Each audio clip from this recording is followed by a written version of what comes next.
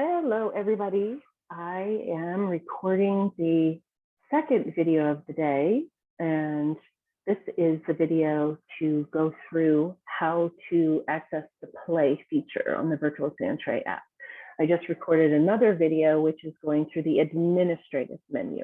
So if you have questions about that, please refer to that recording. For now, we're going to talk a little bit about this first menu, which I did in the other video as well, but just in case you're watching this one first, I want to talk about the difference between login client and login administrator. Login client is when you're in the same physical space. So you are near your client in the same space, and you're going to hand them your device for them to work on. They would use their username and password, which I explained in the other video, and they would only have access to their trays that they've created and to be able to create new trays. Okay, login administrator is basically for everything else, remote features, and for you to review the different trays that have been saved, see whether or not they've progressed or regressed, or themes are consistent, things like that. And I'll show you how you do that in just a few minutes. The other thing I want to say about this is that this is my teaching app and not my clinical app. So anything you see on here will not be clinical information. I have a completely different app for that. So we're going to go ahead and go into Login Administrator. And you'll see that my username and password are pre-populated. The reason for this is because I know the developer, and I said, please, I don't want to have to type that in when I'm teaching. And could we put that in there? But I will tell you that I have to sign in with my username and password on my clinical app, just like everybody else does. And the reason for that is protection, right? We want to protect all this information. So I know it can be kind of a pain. You have to type that in all of the time, but it is to keep everything within the virtual Sandtray app protected, as it is a clinical tool. So I'm going to go ahead and choose login and check mark, and then we get to this play and administrate menu. About is a little bit about the app, Lowenfeld Trust. I go over that in the other video. Fantastic. There's links in there. Please check them out. It's a great organization, and we are absolutely proud and honored to be partnering with them in this journey of expanding sand therapies. And so please check them out. All right, language is to change all the menu items into English and Spanish. And then, of course, we have exit. So we're going to go into play. And then we opened it up, and here is our Sandtray. And I'm going to tell you to orient you that we have circles that are going to show up. So if I touch the screen with one circle, we have my one finger touching. Two circles, that's two fingers touching, okay? So I don't know why my immersive VR and play therapy training series was showing up. So hopefully it didn't show up for you, but it was just showing up on my screen. So my computer's doing some funky things, wants me to update, telling me notifications, you know how all that goes. All right, so two fingers, one finger. The reason for this is if you are screen sharing or if you're teaching, people can't see where your fingers are, right? Like you can't see what I'm touching. And this orients you to be able to know what is I'm touching, so that you can do the same if you're going along with me while we're going through this, or if you're going to watch this a couple of times, whatever works for you, then at least you know what I'm touching. And my iPad is off to my side, so and I have it connected with a cable. Zoom is the easiest iPad, iPhone screen sharing feature. They have the best one that I've seen out there. Maybe you've discovered another one, and please let me know if you have. But Zoom shares iPad and iPhone beautifully, easy, click, click, click, and you're done. I live in a remote area, so my internet isn't always great.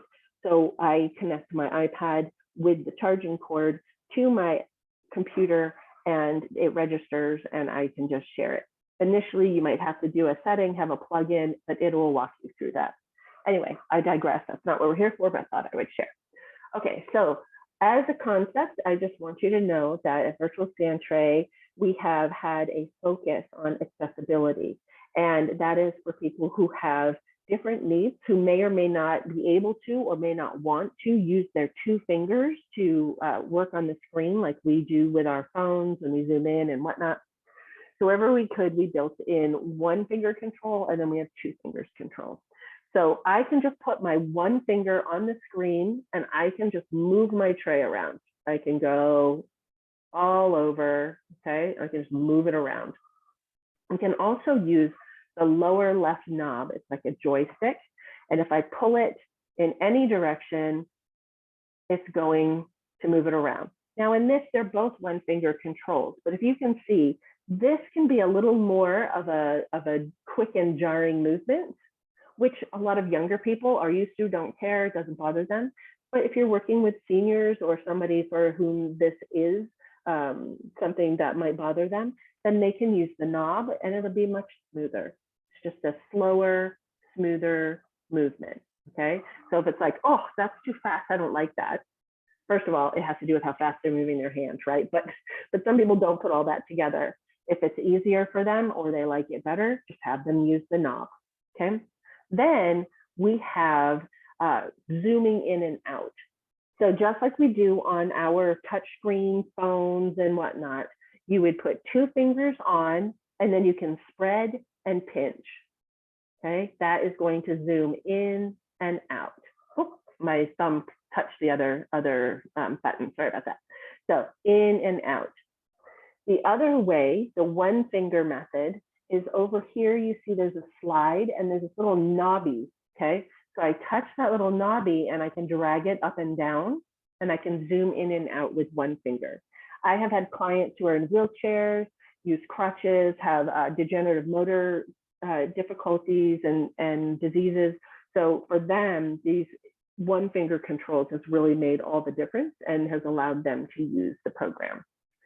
The other thing we can do is rotate, okay? So if I put two fingers on the screen and I just swish my fingers back and forth, or your wrist, however is comfortable for you, I can go ahead and rotate my tray around and it'll go all the way around. I just wasn't doing that for the sake of the video. If someone needs to do this or wants to do this with their one finger, they use this lower right hand knob or joystick. And it's just pulling it straight to the left or the right, okay? So if I pull it to the left, or actually that's the right, isn't it? My other left, or the left, then it's going to rotate. And again, it'll go all the way around, but I'm just not doing that for the sake of the video and time. The other thing this lower right hand joystick will do is if I pull it up, straight up, or down, it'll tilt my tray. Okay, so this is something that you can't do with your fingers on the screen. It's only the joystick. So up and down. And this will actually turn your tray all the way upside down if you want to. But the nice thing that you can do here is this is the view we have if we're up in the traditional tray and we're standing up and looking down on our tray. If I pull this down, then this would be the view we would have if we were next to our traditional tray and we were crouched down, you know, looking. So you can change the perspective depending on how the client or you wants to see whatever the view is. With the turning it upside down, I want to mention that everywhere we could, we built in real world physics into this program. So if two items bump into each other, they're going to bounce. If you bump into the side of the tray, it's going to bounce, so it's going to move, it's going to fall over, it's going to do something. There's going to be some cause and effect, and that is intentional. If you build up the sand or dig down the sand and the sand is uneven and you place an item there, it's either going to topple or it's going to fall. And again, it's because physics, and that would happen in real life if you put an item on something that was not even and the item was bigger than whatever the space was, things like that. Where we did not put in real world physics is when you turn the tray all the way upside down, because that could be devastating for someone, for everything to fall out, right? Because physics would be gravity, everything would fall out of the tray and be gone. So when you turn the tray upside down, that does not happen, okay? Everything will stay in your tray intact and they can flip it back. A lot of people these days are doing this is my life upside down. So getting the tray to be upside down has happened quite a bit in this last chunk of time when things in our lives have been very different than they had before. All right, so that's how we navigate around the tray. I'm gonna level that out a little for my perfectionistic self. We're gonna go to digging. So we have this little, and we're gonna work these icons from the left to the right. with this little blue pail with the yellow shovel. When I touch it, the little icon is blinking, pointing down, okay? That means we're gonna dig down. If I touch it one more time, then the arrow is pointing up. That means we would be building up the sand. One more time, and it is the eraser. That will bring your sand back to its original level. So I'm gonna cycle back through. We have our little pail with shovel, touch it, just a quick touch, and the arrow is pointing down. We're gonna dig down right now. Now I could just start touching my screen and I can dig, right? I just went down one level. The other option is that I can long press on this blinking icon while it's blinking. And what long press means is hold my finger in the center of it until something else pops up. So when I hold my finger, then I get this other menu. I have a small, medium, and large shovel, and then I have this dirt mover that's on the top.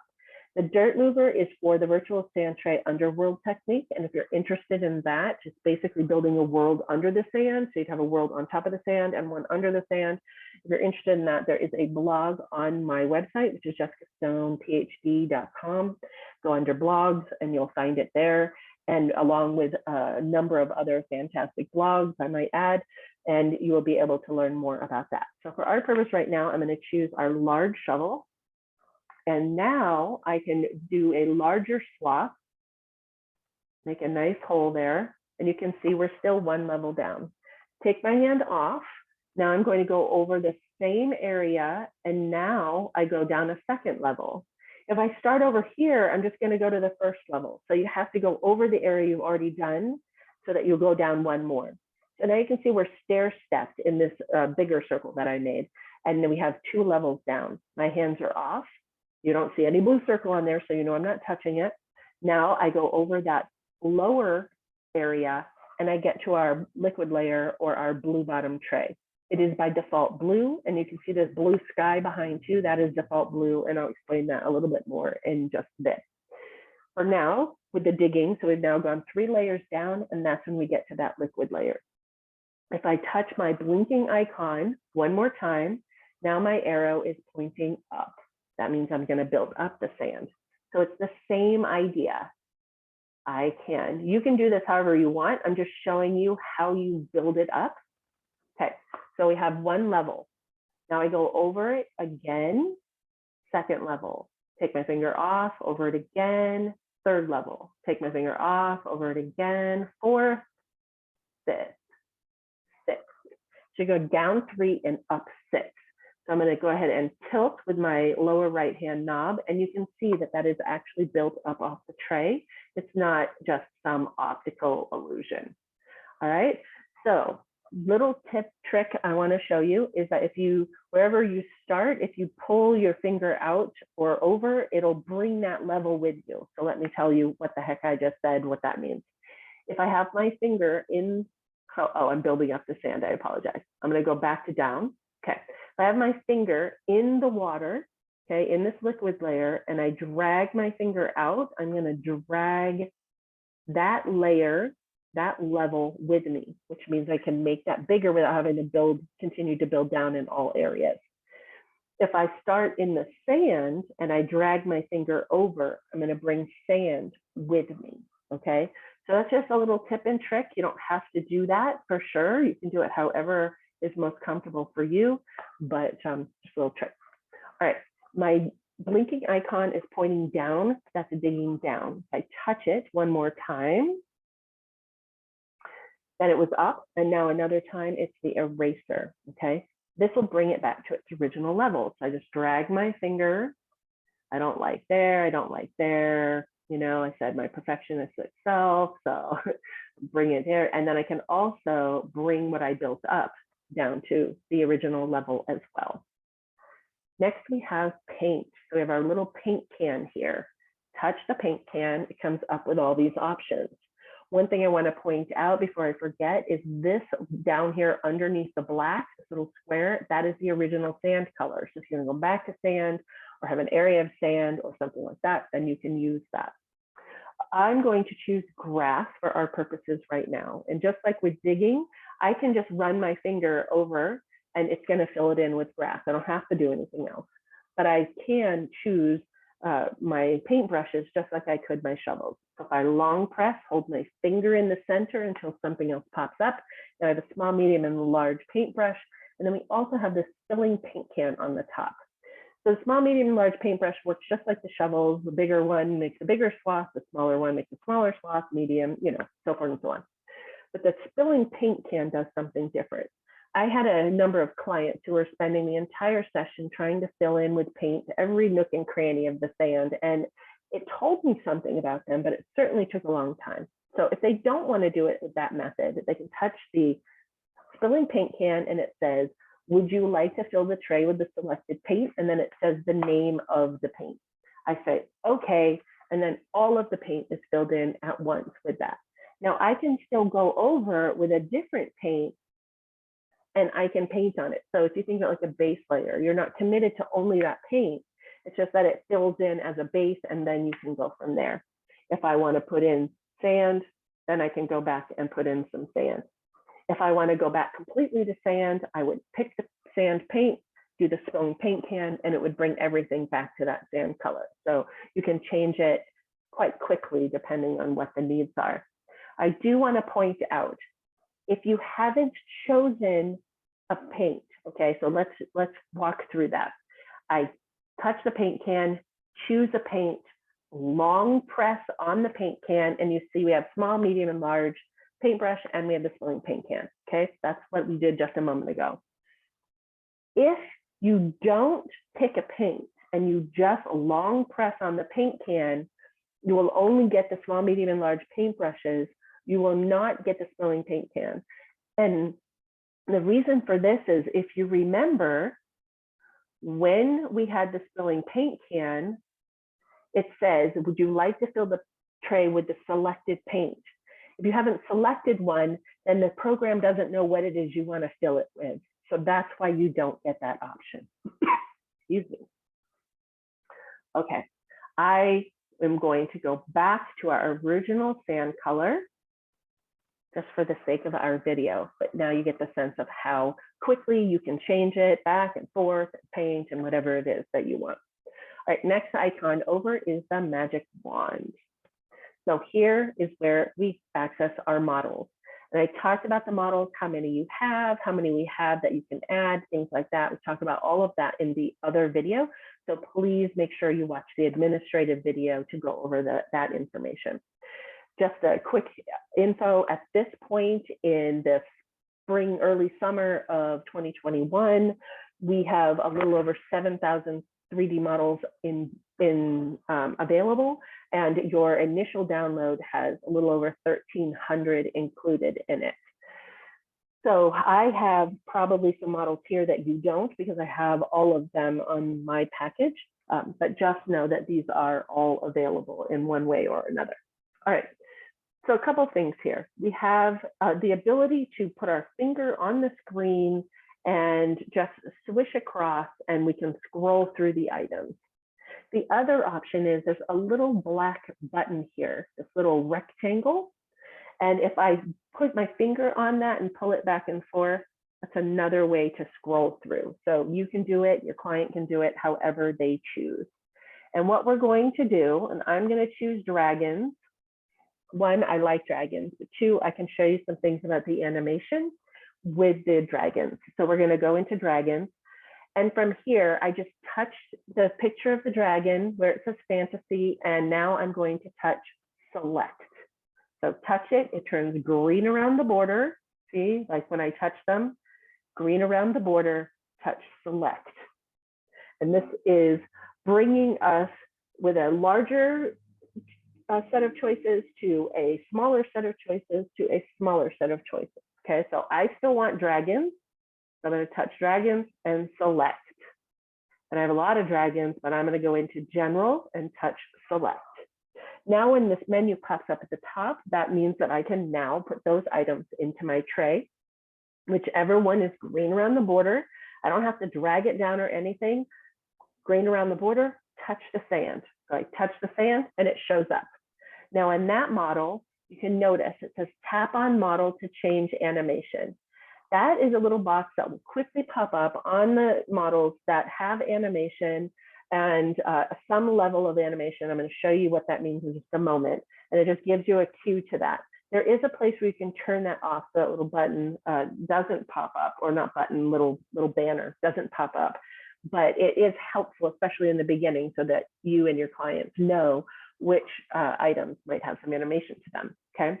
I'm gonna go ahead and put a couple of these guys in here and some skulls. Now see, the skulls didn't show up with a little box, and that's because the little banner, because they don't have any animation to them.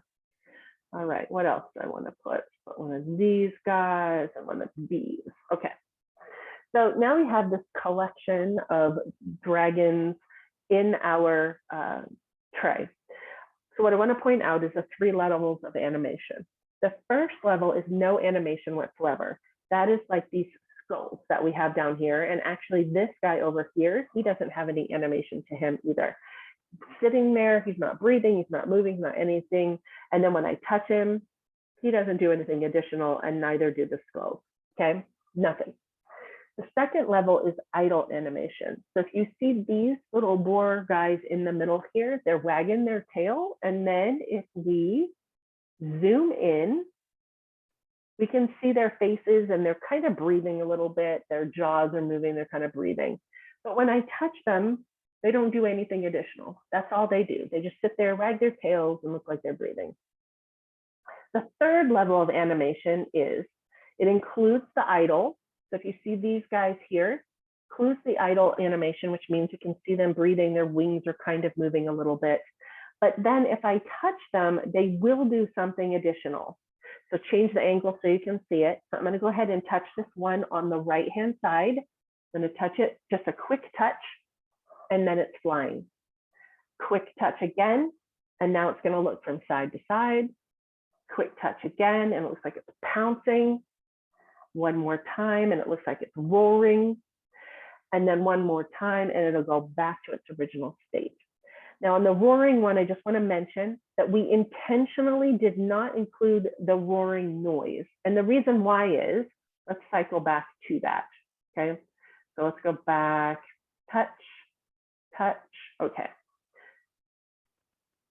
If you can imagine, that is going on in your tray, and they're moved on and they're doing other things, but that is still happening. If it's making noise, it's going to at some point be very disruptive, potentially, probably, most likely, to the whole process. So we turned off that noise, but certainly your client can make that noise when they see it to be appropriate and they choose to, okay? All right, so when we want to change one of these items, what we do is we're going to long press in the center.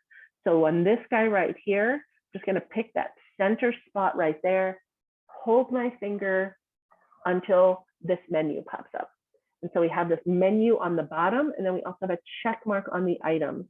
The check mark on the item is helpful because if you have 75 things in your tray and you activate something, you might not know which one it was. You might have meant to do the tree, but you ended up doing the building and you didn't mean to do the building. So the check mark is a way of you knowing, yep, that's the one I want to change. I'm on the right one. The little invisible cube on the inside. So if we could take all the colors off, it's called skins, even when it's not on a creature. But if we take those skins off, then on the inside, there's this cube. And when you long press in the center, that's what you're activating. So that's why you need to find the center. And that's where you hold your finger, and you hold it until it says, oh, you want me to do something. You're not just touching it. And then this menu will pop up.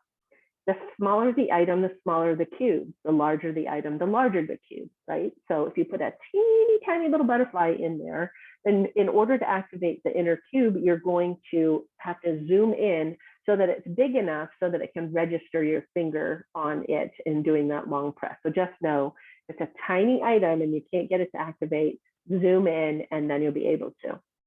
Every once in a while, there's an invisible cube that gets a little tricky. And if that's the case, then feel free to contact me via email. Okay, so let's go over this menu. Again, with the 1 or 2 finger touch controls, we've built that into here as well. If you see these blue and purple ones on the left-hand side, this item menu, we can use those to one finger control, move our little guy here around, okay? I can make him bigger with the plus sign. I can make him smaller with the minus sign, and then I can rotate him. I can also do all of those things with my fingers on the direct screen and not in the menu. I can put a finger on and I can move him around. You don't have to put your finger on the item. And as a matter of fact, I request and suggest that you don't. Go off to the side, move it around. That way you can see what you're doing, you can see the item, all that good stuff. I can zoom in and out. Sorry, my clock is going off. Zoom in and out and make it bigger and smaller the same way we zoomed, okay, with the two finger spread and pinch. And then I can also swish my fingers like we did with the tray, and I can rotate it around. I can have my item float, fly, levitate, whatever it is, by using this green circle with the white arrow in it. And I just touch, touch, touch, touch, touch, touch. And when I pull it down, you can see that my little guy here is no longer on the tray. So you can use this to make birds fly, to airplanes, things like that, but you can also put buildings up in the sky, you can put clouds, you can put whatever you want, people flying, whatever you want them to do, you can make them go up high in the sky, okay? You can also use this to put things on top of other things. So I would raise it up, bring it over to the surface where I want it to go, and then I would lower it down. I'm not going to do that here because I want to show other things, and that would be a little bit more advanced of what we're doing in the moment, but just know that you can do that. You'll want to change your perspective and tilt it around the tray, make sure you're on top of something, and then lower it down. The way we lower it down is that we can use the little green circle with the white arrow pointing down. Okay, and that'll bring it down in increments, or I can touch the globe, the one underneath it, and it'll bring it down in one fell swoop back down to the sand. The little toilet plunger here, that brings things back to its original state. So if I have done this and I'm like, you know, really, I don't want that. I don't want it to be like that. Touch the toilet plunger and it goes back to however it showed up in the tray in the first place. The little gloved finger will knock things over. This guy takes a couple touches to knock over, but other ones will knock over in one motion. So if it doesn't quite go, like when I do this, he kind of bounces a little bit, okay? So it's because of his shape that he's kind of rounded and rotund a little bit. So he just takes a little more. And I like to show this one intentionally so that you know that doesn't go in one fell swoop, then just touch it and it'll eventually lay down. Other ones will do it in one. This guy is now laying down. So it could be something dead or dying or laying down, sleeping, whatever it is that your client wants it to be. And then the check mark on the menu down here, that will get rid of this menu. So I touch it, menu goes away, and now I'm off to doing something else. If I want to recycle items or get rid of them out of the tray, we have two options. One is the little recycling triangle that we have down here. I touch that and it disappears. It's poof, it's gone, okay? The other option is long press on the magic wand. So I just hold my finger until this bomb shows up. And then when I touch whatever item I want to get rid of, it'll fragment and it'll disappear, okay? Two ways to get rid of things. Blowing up is very, very popular. All right, I'm going to show you how to bury items in just a few minutes. So in preparation of that, I'm going to move this little guy. I made him smaller and I moved him down into our liquid, okay? The reason why I made him smaller is, again, physics. If your item is larger than your sand is deep, then you're going to have parts sticking out. If you want to completely cover it, then you need to make the item smaller than the sand is deep. Just think about like how it works in the traditional tray. All right. Next on our left to right journey here, we have our camera and our video camera. Camera takes screenshots, video takes video. They get saved to the device they're taken on. So if you are on your device, you take the pictures, you take the video, it's going to get saved to your photo folder. So I'm going to show you, get that, okay? Show you photo folder, okay? So that is where you're going to find any of these photos and videos. If they were saved within your app, then your app would get heavier and heavier and heavier. And it's already a big program, so we don't want to make that even bigger and take up more space. What it also means is that you can easily transfer those photos and videos to your electronic health records, to whatever system you have in place to securely save and store photos and videos, whatever it is that you have saved from your client's work. Okay, so I just touch it. It makes a shutter sound. You probably didn't hear it because I have my volume down, but it makes a shutter sound, and then it'll also have a little flash, okay? And it's very quick. If you weren't noticing it, weren't looking for it, you might not have noticed it, but it's just a little flash of the icons, knows, yep, I took a screenshot. The very first time you use it, it's going to ask permission to access your photo folder. That does not mean that we have any access to your pictures, to your anything. That's not what it means. What it means is that you're allowing the app to put something into the system's photo folder, because that's an iPad system. So it's allowing things to go in there. If you denied that initially, then there won't be any place for the app to put your photos or your videos, and they won't show up anywhere. They won't be kept. So make sure you agree initially. And if you didn't, then you can go into your settings folder and you can go into your camera and you can give permission for the virtual Sandtray to access all of that, okay?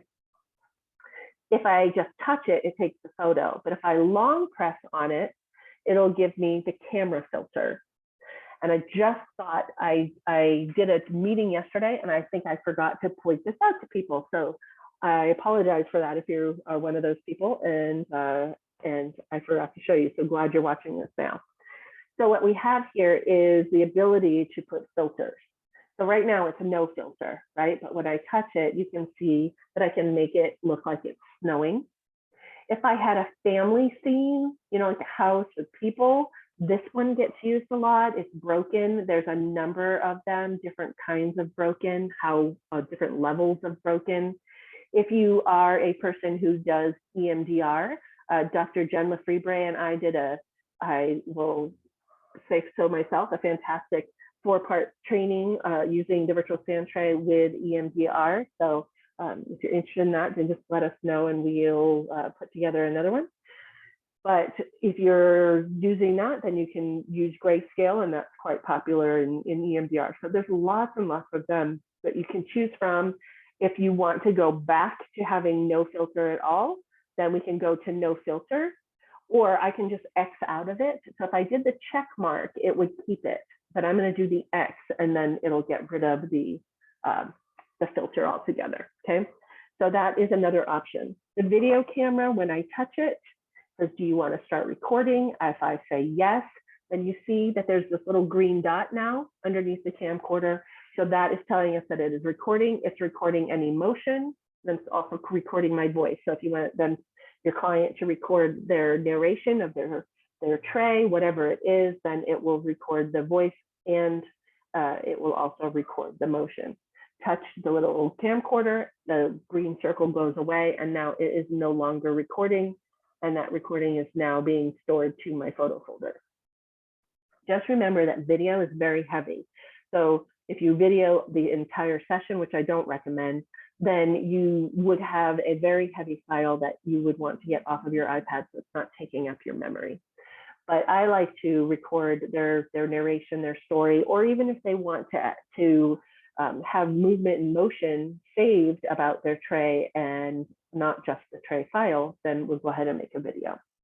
All right, to the direct right here is a little space.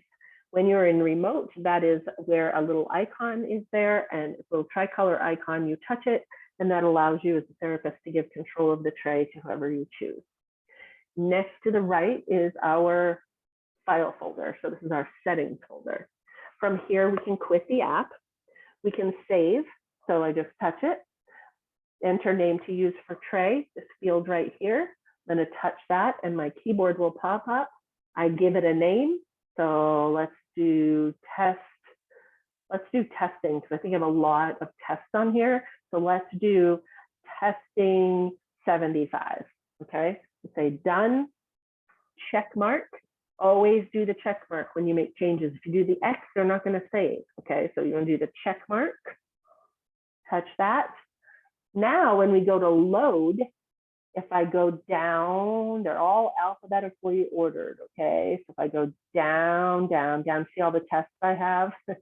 And I even have testing. So we have testing 75, there it is. So that means it was successfully saved.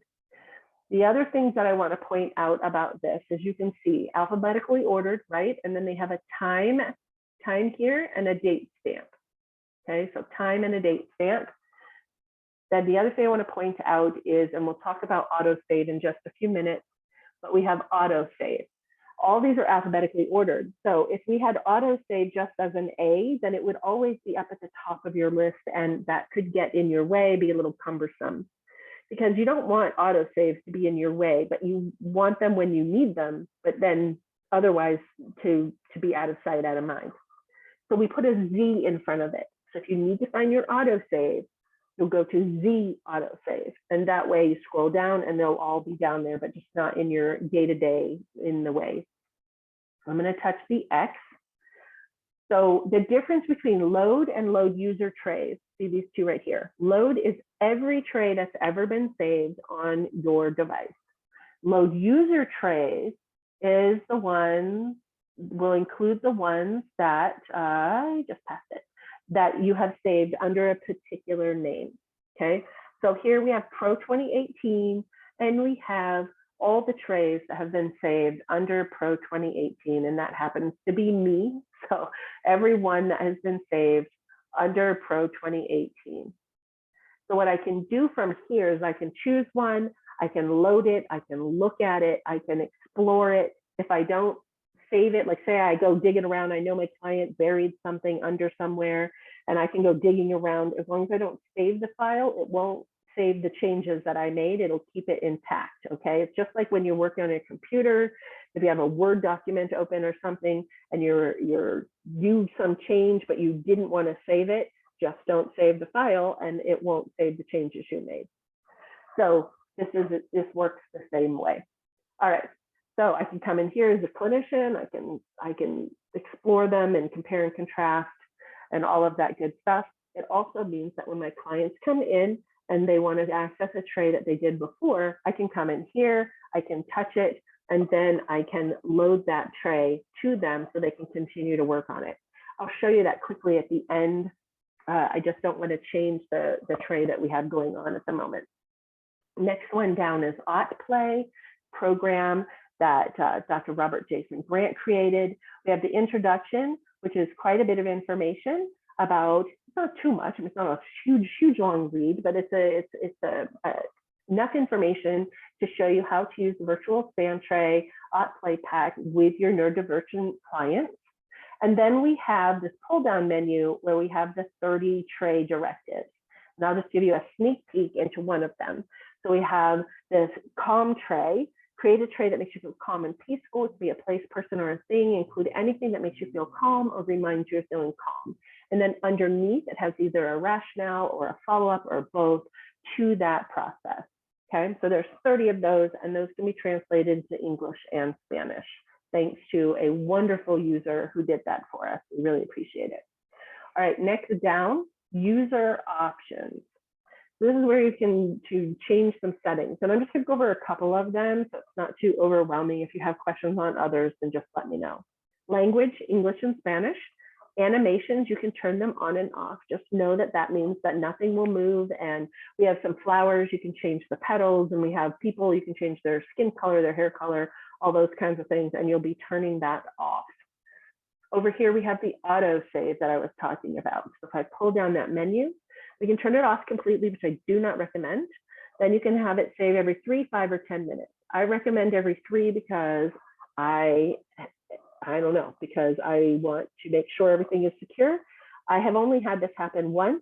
I hadn't charged my iPad overnight. It was an in-person session pre-COVID, and my client was using it, and in the middle of their tray creation, my iPad turned off because it didn't have enough power, didn't have enough battery.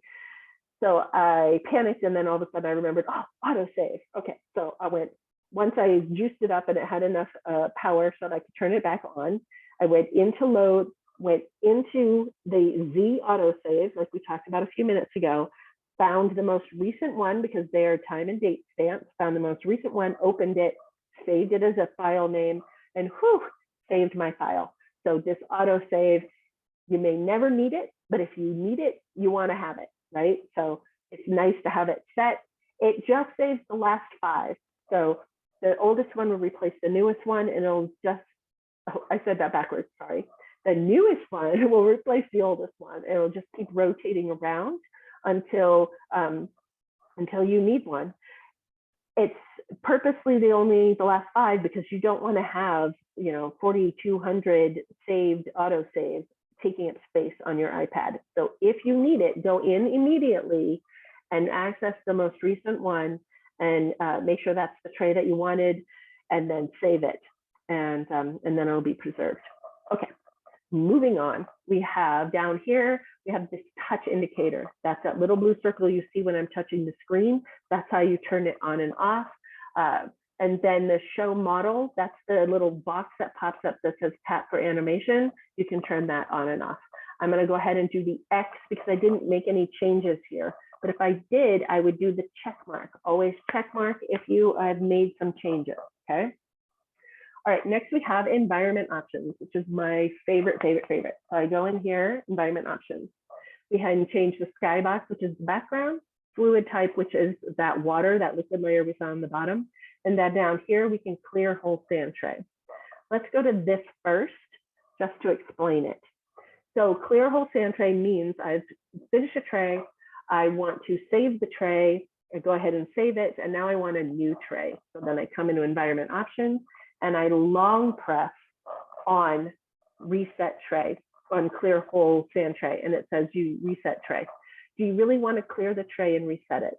So I'm either going to say yes or no. In this case, I'm going to say no because I don't want to reset mine. But if you wanted to, you would say yes, do the check mark at the bottom, and then go to resume, and you would be back into a fresh tray. That way you don't have to log out, log in, and all those things in order to do it. You can do it right there on the fly, and you can do it during your remote session. You can do it whatever you want. We're going to go ahead and choose Skybox. Let's see. I actually want to do something different. Normally I do blue space with planet. Let's go red space with planet today. And then fluid type, let's do lava. And then I'm going to choose the check mark because I made changes. I'm going to do resume here on the bottom. And now you can see our liquid layer is no longer blue, is now lava. And then our background has changed. It was a blue sky before. And now as we rotate around, we have the planet. And then we have this red mottled kind of sky with different particles. We have more of a deep space with particles. It's all different all the way around. And then we come back to the planet. So this allows your client a multi-level, multi-dimensional depiction of their world so that they can have it be congruent, happy-go-lucky rainbows and butterflies with nice blue water and a happy sky, or it can be incongruent, happy-go-lucky rainbows, butterflies, and unicorns and lava underneath, or a foreboding background. There's lots and lots of backgrounds. You have them in your initial download, and then there are also more that you can add. Okay, so that takes us through all those menus. Let's go ahead and bury quickly. So there's 2 ways to bury things. We can either, we're gonna go over to this little pail and shovel. We can either do the up arrow and build sand up over it. This is useful when you want an obvious mound or area that shows something is buried there. If you want to have it be flat, then I suggest you use the eraser. That will just bring it back to its original level, right? So now we can't tell where that little guy is buried. You know I buried it, I know I buried it, but it won't be obvious to the naked eye.